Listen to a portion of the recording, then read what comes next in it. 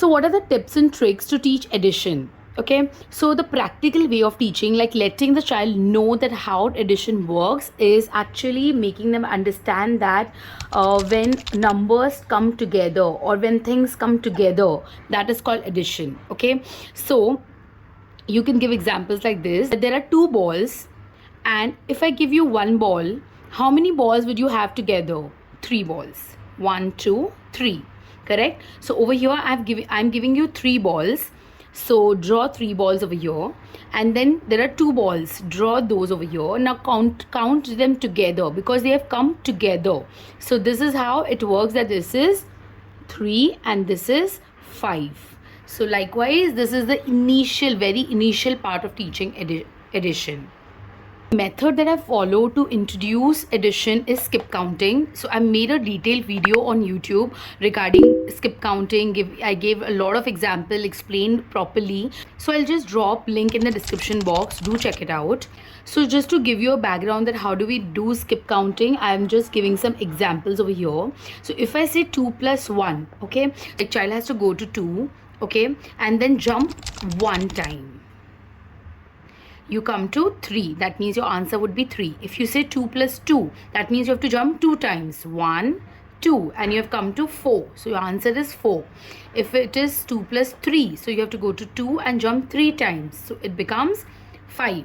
So likewise, we do skip counting so that it becomes easy initially for a child to follow addition. So let's see how I taught Sarvam by following number of steps to make addition easier for him. So the first one is teach plus 1 addition. It is always the next number. So when you teach skip counting, child has to jump one time. So when child does number of times skip counting, which is plus 1, then they come to know that, okay, this is a next number. So now they start doing it faster. So this is the first part. So next step is to teach plus 0 addition, which is always the same number. You can give example like there are two balls, and if I give you 0 number of balls, that means there is no ball. So at the end, how many balls would be there? 2 only would be there because there is nothing that we have added. Okay, so 0 means nothing. So over here you have to say that 0 means nothing. Okay, so yeah, so likewise you keep on giving full page of addition with plus 0, so that it registers to their mind that okay, 0 means nothing and we have to write the same number. So once you're done with plus 1 and plus 0 calculation, then you can move to practicing more of skip counting. Now why I'm saying more of skip counting is because when you do skip counting, which is plus 2, plus 3, plus 4, plus 5, and you say your child to jump 2 times, you tell your child to jump 3 times, 4 times and 5 times, it helps in many one-digit calculation. So for example, on the first day you give to your child plus 2 addition, okay, and tell them to solve with the help of skip counting. You give number line, and with the help of number line let your child solve plus 2 addition. Okay, once they are done with plus 2, okay, then you can on the next day you can give plus 3 addition, and likewise you can move forward. So what will happen, they will become pro with one digit calculations in no time. Okay, they will gradually find it easier. So next step is to introduce plus 10 addition. Now plus 10 means giving 10 plus 4, 10 plus 6, 10 plus 8, 10 plus 2, giving everything 10 plus. Now you have moved to 2-digit calculations, okay, because there are 10 is of 2 digit. Right now we were only doing 2 plus 2, 2 plus 3 and like that. Oh, okay, so you can draw like this, that there is 10's place, there is 1's place. Okay, so you can take 1 from the 10 and you can take ones from the ones that are mentioned over here. Just pick it up and write it like that.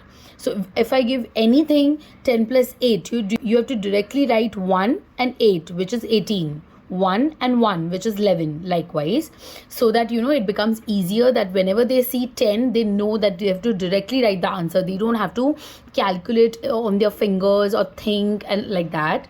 Okay, so let's say that you have done plus 1, plus 0, plus 2, 3, 4, 5 skip counting, lot of skip counting you have done separately, and then separately you have done lot of +1 calculations. You have given like pura page bhar ke you have given +10, you have pura page bhar ke you have given +1. So if child has already done these kind of practicing alone separately, what you can do is randomly give 4 plus 1, 3 plus 0, 5 plus 5, 10 plus 6, like that. Mix it all together and present in such a manner to give random calculations together, so that you can check whether all these have registered to his mind or not. So the next thing that I gave to Sarvam was teaching same number addition. So 2 plus 2, what is it? 3 plus 3, what is it? 4 plus 4, like that. And then all these comes with practice. When you do this lot of times, skip counting, automatically child comes to know, okay, 3 plus 3 means 6. They don't have to think, they will directly write, because you've done a lot of practicing of skip counting.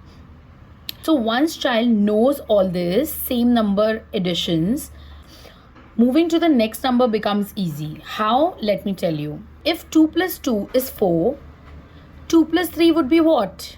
It would be adding one number. Just add one number here, because you're adding one number over here.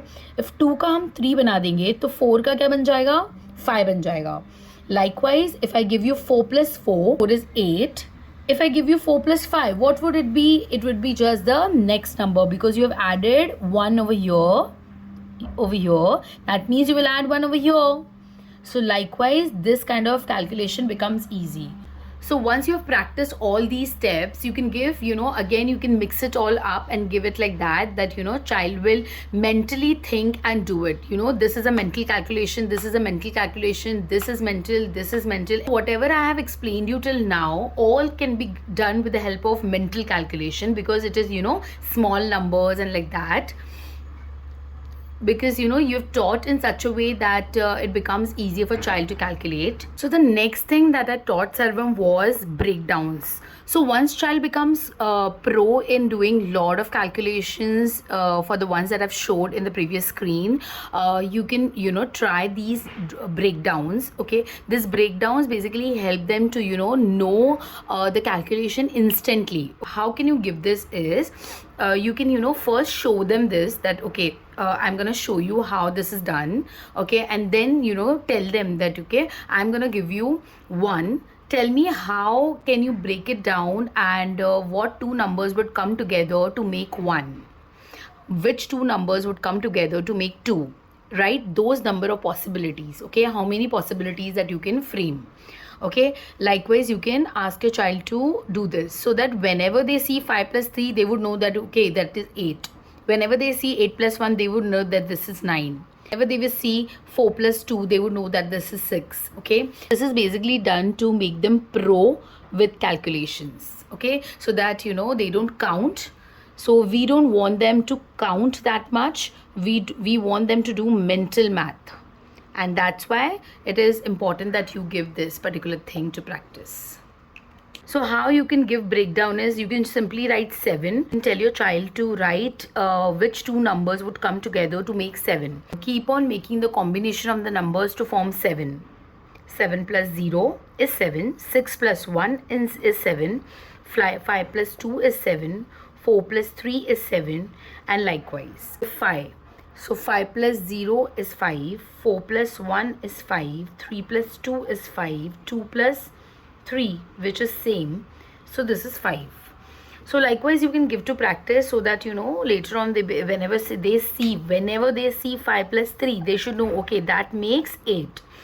So there is no, so whenever I say that Sarvam does mental calculation, so mental calculation is in this format, that I've done number of things with him, that it becomes easy for him to now find out that okay, if 6 plus 4 is presented in front of him, he would know that that is 10. So this is how mental math is done. So next, if we move to 2-digit calculation, now this particular thing that I'm showing over here is going to apply only to small numbers. Okay, so let's say child already knows what is 2 plus 3. It is 5. Okay, so if I add 1 over here and give 12 plus 3, so child should know that this is 15, because 2 plus 3 is 5 and we just have to add tens place 1 over here. Okay, likewise 3 plus 4 is 7, so 13 plus 4 becomes 17. 4 plus 5 is 9, so 14 plus 5 becomes 19. 7 plus 1 is 8, so 17 plus 1 becomes 18. 5 plus 2 is 7, so 15 plus 2 becomes 17. To make things easier, why I told you that it only applies to the smaller numbers? Why? Because if you give 5 plus 6, okay, it is 11. Here 15 plus 6 would be little difficult, and it becomes a carry on factor and all those things, so that is not going to apply over here easily. So yeah, for smaller calculations you can give this, but for the bigger ones we are going to skip that right now and teach only this much. So till now I've shown you everything about skip counting, what are the simple methods that you can follow while teaching addition. Now after teaching all this, you don't want your child to get stuck somewhere, okay? So you want to teach your child a particular rule of addition, so that whenever he or she doesn't know mental math easily for a particular addition, then they should go to this rule and just simply follow the rule and do the calculation. So the rule is make small number sticks. This is a small number in this particular calculation, which is 3. So I'm going to make 3 sticks and count after bigger number. Start counting after bigger number. So after bigger number would be, after 5 would be 6. 6, 7, 8. So you can write 8 over here. Again, we are going to give one more example and see. So it is 11 plus 5. So this is a bigger number, little bit bigger than whatever we have done till now. So let's see what happens with a bigger number. I'll make 5 sticks, 1, 2, 3, 4, 5, and then count after bigger number, 12, 13, 14, 15, 16. So, in case child is not able to do the mental math, or, you have to tell them that whenever you feel you are stuck, you are not able to do it quickly, like quickly in the sense that what we have taught till now. So you can follow this particular rule, and then you can do the calculation easily. It's okay if they'll take time, they'll do little bit of rough work. So whenever you give addition over here, always give a particular block to do rough work over here, so that whenever child feels stuck, they can do a calculation over here. So I hope these tips and tricks of addition were helpful for you guys, and whatever I've taught Sarvam till now in terms of addition, whatever steps I followed, I've explained everything in detail to you guys in this video. And let me tell you that this was one of the topic which was asked to me in DMs a lot of time. So thank you so much for watching, and subscribe to my channel guys if you have not subscribed till now. See you next time. Happy parenting.